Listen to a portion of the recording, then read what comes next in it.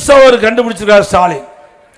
EPS கையில் ரத்தக்கரை படித்துள்ளதுன்னு கண்டுபிடிச்சிட்டு வந்திருக்காரு. பாவம், என் கை சுத்தமா இருக்கு, நீங்களே சாட்சி.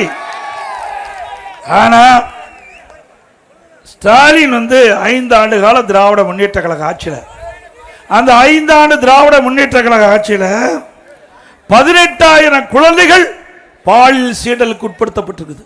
18,000 குழந்தைகள்.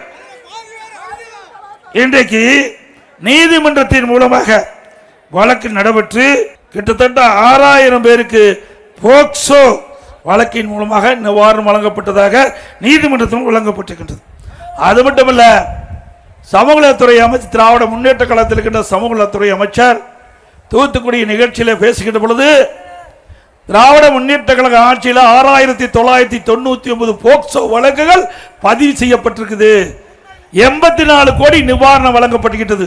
போக்சோ வழக்குனா சிறுமிகள், பெண் சிறுமிகள், அந்த குழந்தைகள் பாலியல் சீண்டலுக்கு உட்பட்டா அதுதான் போக்சோ வழக்கு பதிவு செய்ய முடியும். ஒரு ஆட்சியில ஒரு அமைச்சர் கொடுத்த வாக்கு மூலம் 6,999 சிறுமிகள் பாதிக்கப்பட்டிருக்குன்னா, அப்ப என்ன ஸ்டாலின் அப்பப்போ பேசுறார், என்னை அப்பா அப்பா என்று அழைக்கின்ற பொழுது மகிழ்ச்சியா இருக்குன்னு சொன்னார் திரு ஸ்டாலின் அவர்களே.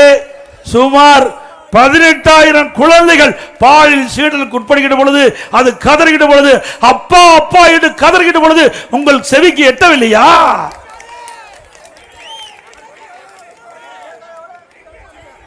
உங்களுடைய ஆட்சி நிர்வாகம் எப்படி இருக்குது என்பதை எண்ணி பார்க்க வேண்டும். இன்னைக்கு சிறுமிகளுக்கு பாதுகாப்பு இல்ல, பெண்களுக்கு பாதுகாப்பு இல்ல, வயது வந்த தாய்மார்களுக்கு பாதுகாப்பு இல்லாத ஒரு ஆட்சி திமுக ஆட்சி. எங்களை பற்றி பேசுவதற்கு அருகதை கிடையாது. தகுதி இருக்குதா?